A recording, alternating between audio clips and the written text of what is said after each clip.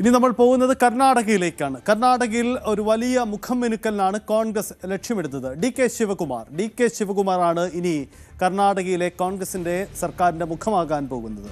സിദ്ധരാമയ്യയുടെ പിൻഗാമിയാവാൻ D K Shivakumar എത്തുകയാണ്. കോൺഗ്രസിൻ്റെ നിയമസഭാ കക്ഷി യോഗം ഇന്ന് വൈകിട്ട് ഡി കെ ശിവകുമാറിനെ നേതാവായി തിരഞ്ഞെടുക്കും. അടുത്ത ദിവസങ്ങളിൽ തന്നെ സത്യപ്രതിജ്ഞ നടക്കും. 10 മന്ത്രിമാർ ഡി കെ ശിവകുമാറിനൊപ്പം സത്യപ്രതിജ്ഞ ചെയ്യും. മന്ത്രിമാരുടെ കാര്യത്തിലും വകുപ്പുകളുടെ കാര്യത്തിലും സിദ്ധരാമയ്യ ചില ഉപാധികൾ മുന്നോട്ട് വച്ചിട്ടുണ്ട്. സിദ്ധരാമയ്യയുടെ മകൻ ഡോക്ടർ യതീന്ദ്രയ്ക്ക് സുപ്രധാനമായ വകുപ്പ് ലഭിക്കാൻ തന്നെയാണ് സാധ്യത.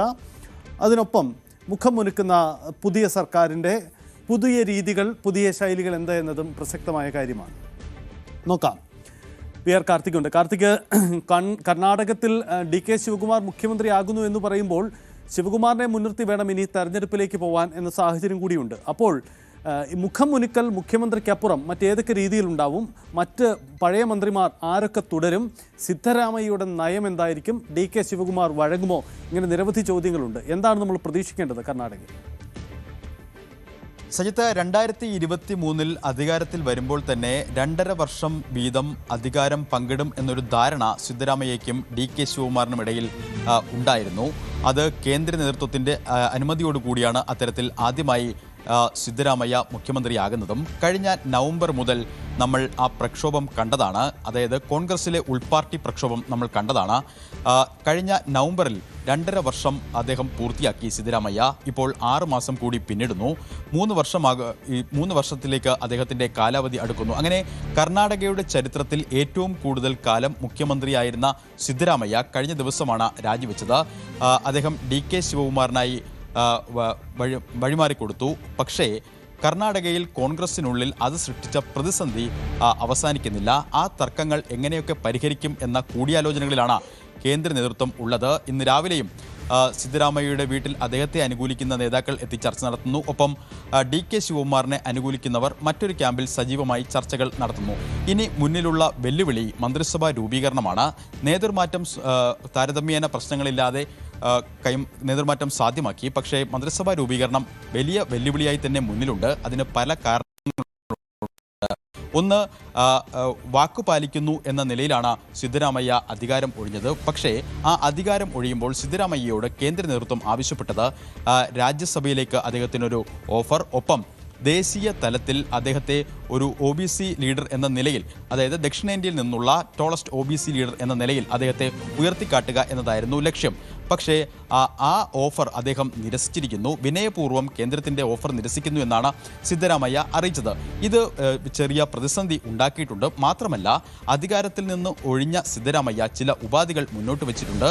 ഉപമുഖ്യമന്ത്രി പദങ്ങളിൽ, വിവിധ വകുപ്പുകളിൽ, പുതിയ PCC അധ്യക്ഷൻ്റെ കാര്യത്തിൽ, പാർട്ടി സർക്കാർ ഏകോപന സമിതിയുടെ കാര്യത്തിൽ, അങ്ങനെ പല ഉപാധികൾ. ഈ ഉപാധികളൊക്കെ എങ്ങനെ പരിഹരിക്കും എന്നതാണ് ഏറ്റവും നിർണായകം. നമുക്ക് ഓരോന്നായി നോക്കിയാൽ സജിത്ത, ഈ ഉപമുഖ്യമന്ത്രിമാർ എത്ര പേർ ഉണ്ടാകും അടുത്ത ഡി കെ ശിവകുമാർ മന്ത്രിസഭയിൽ എന്നതാണ് ഏറ്റവും ശ്രദ്ധേയം.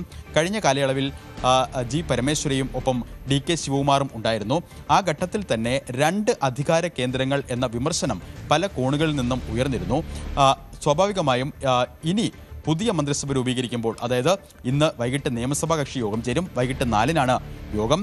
സിദ്ധരാമയ്യയുടെ സാന്നിധ്യത്തിലാണ്, അധ്യക്ഷതയിലാണ് ഈ യോഗം ചേരുന്നത്. ഈ യോഗത്തിൽ കേന്ദ്ര നേതാക്കളും പങ്കെടുക്കുന്നുണ്ട്. KC വേണുഗോപാൽ, കർണാടകയുടെ ചുമതലയുള്ള രൺദീപ് സിംഗ് സുർജേവാല അടക്കമുള്ളവരാണ് ഈ യോഗത്തിൽ പങ്കെടുക്കുന്നത്.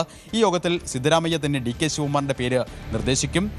അങ്ങനെ ഒരു ഐക്യം എന്ന പ്രതീതി പുറത്തേക്ക് നൽകാൻ കേന്ദ്ര നേതൃത്വത്തിന് സാധിക്കും. പക്ഷേ അതിനപ്പുറത്തേക്ക് സത്യപ്രതിജ്ഞയിലേക്ക് കാര്യങ്ങൾ പോകണമെങ്കിൽ പല തീരുമാനങ്ങൾ വരേണ്ടതുണ്ട്. ഒന്ന്, മുഖ്യമന്ത്രിക്കൊപ്പം എത്ര മന്ത്രിമാർ സത്യപ്രതിജ്ഞ ചെയ്യും?